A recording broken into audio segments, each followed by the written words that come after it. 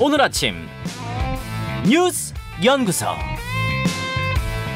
오늘 아침 뉴스의 맥을 짚어드리는 시간 뉴스 연구소 두 분의 연구위원 나오셨어요. CBS 김광일 기자, 뉴스톱 김준일 대표, 어서 오십시오. 안녕하세요.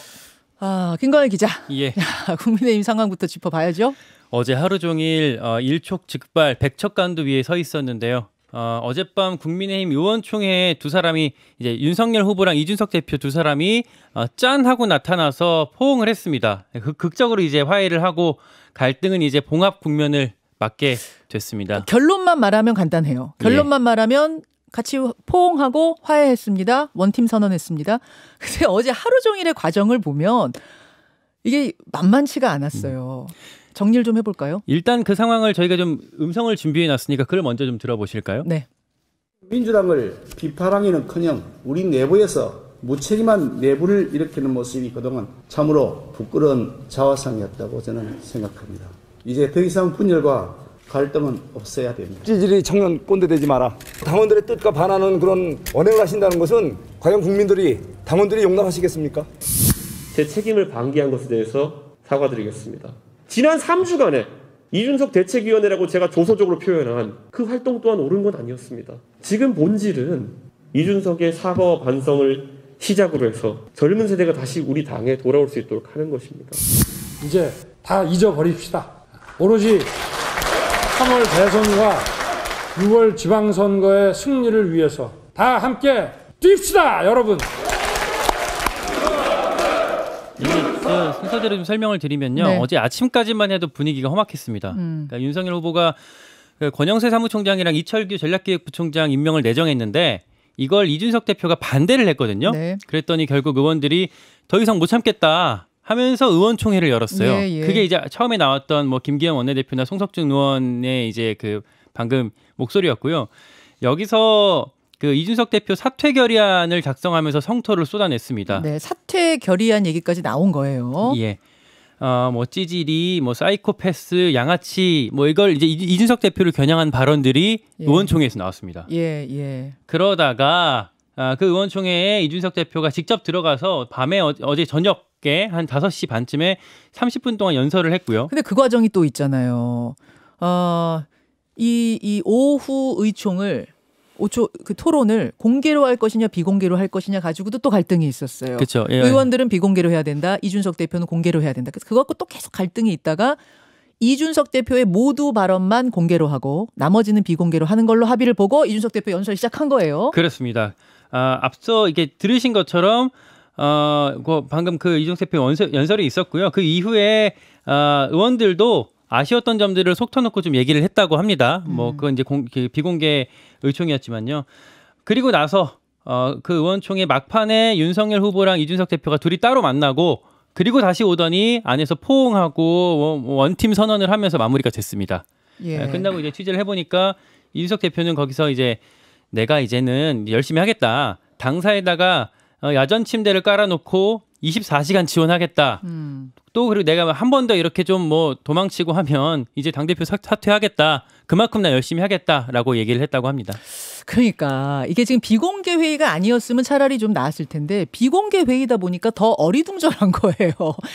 불과 몇 시간 전까지만 해도 사퇴해라, 찌질이, 관종 별 얘기가 다 나오다가 다시 이런 거예요. 마치 이혼하겠다고 법정에 들어갔는데 몇 시간 후에 껴안고 나오는 거예요.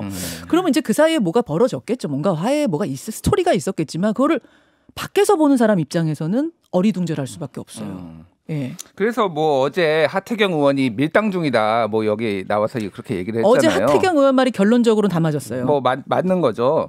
그러니까 김현정 앵커가 지금 오프닝에 이제 주말 드라마 얘기를 하셨는데 이제 그런 걸 보고 일각에서는 이제 막장 드라마라는 얘기를 하죠. 이런 특징들이 있어요. 근본 없는 전개, 무개연성, 예측 불가능성, 그러니까 예를 들면은 얼굴에 점 하나 찍고 들어왔는데 못 알아본다라든지, 죽었던 사람이 돌아온다든지, 이유 없이 고성을 지르고 눈을 부라린다든지, 이런 거거든요.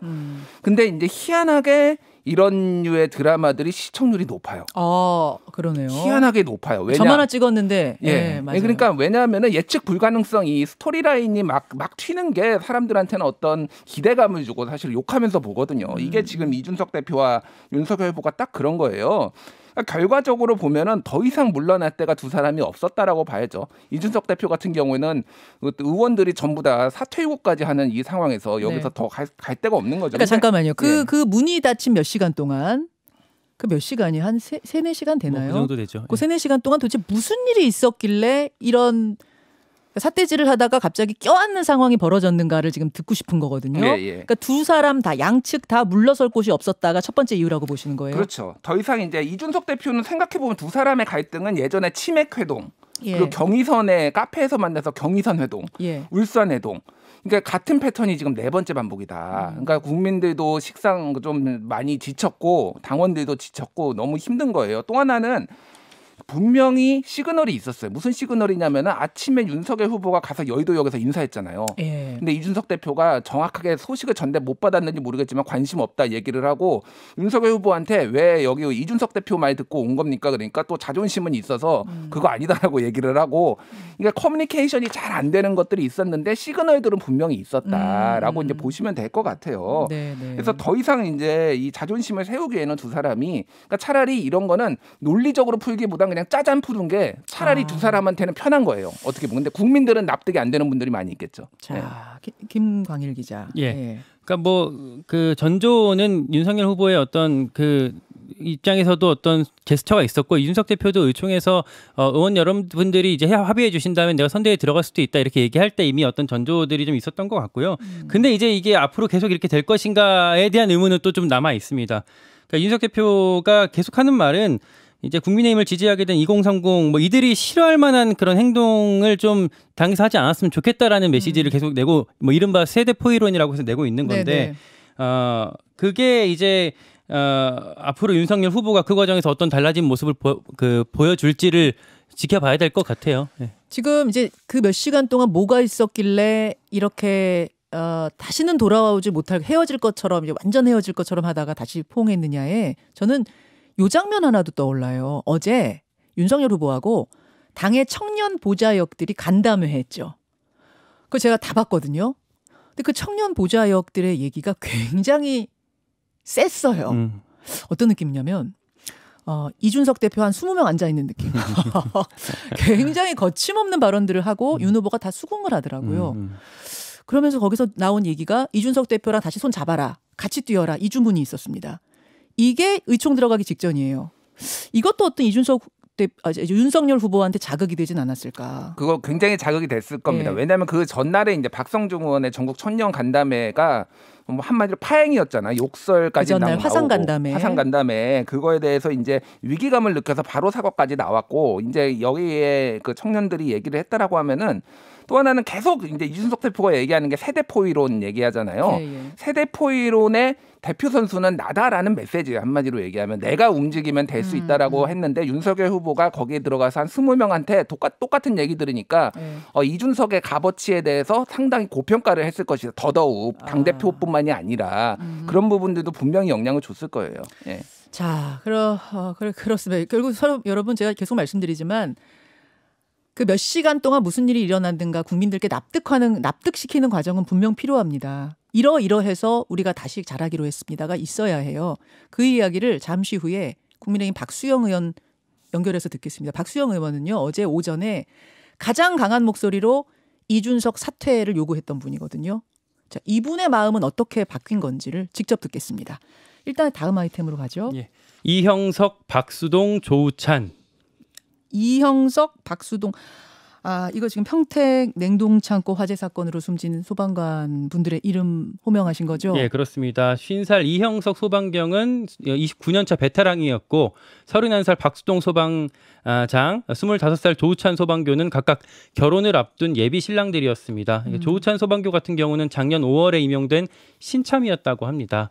네. 이게 어제 저녁에 이제 그 화재는 완전히 진화됐다고 소방 당국이 밝혔거든요. 네. 이게 원래는 그제 밤에 불이 난 거였는데 어제 아침에 초진, 그러니까 큰 불을 잡아서 이제 잔불 잡으려고 소방관들이 들어갔어요. 그리고 인명 구조하러 예. 불 다 잡고 나면은 거기 혹시 뭐 어떤 인명이 있지 않은가 소방관들이 보는 것도 의무니까 들어간 거예요. 근데 불이 다시 번지면서 5명이 안에 갇혔고 이 가운데 2명은 나왔지만 3명이 끝내 주검으로 발견이 됐습니다. 예. 빈소가 이제 바로 마련이 되었고 저희도 이제 취재진이 바로 갔는데요. 온통 눈물바다였다고 합니다.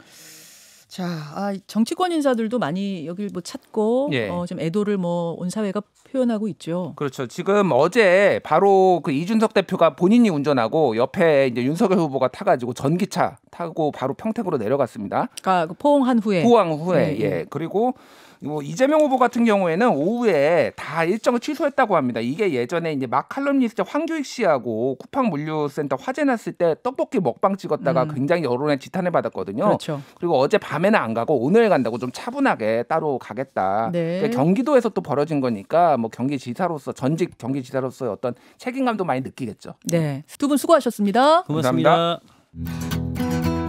김현정의 뉴스쇼는 청취자 여러분의 참여로 이루어집니다. 트위터, 페이스북, 레인보우 게시판, 그리고 단문 50원, 장문 100원의 유료 문자 샵 1212, 우물정 1212 통해 참여하실 수 있습니다. 김현정의 뉴스쇼, 여러분과 함께 만듭니다.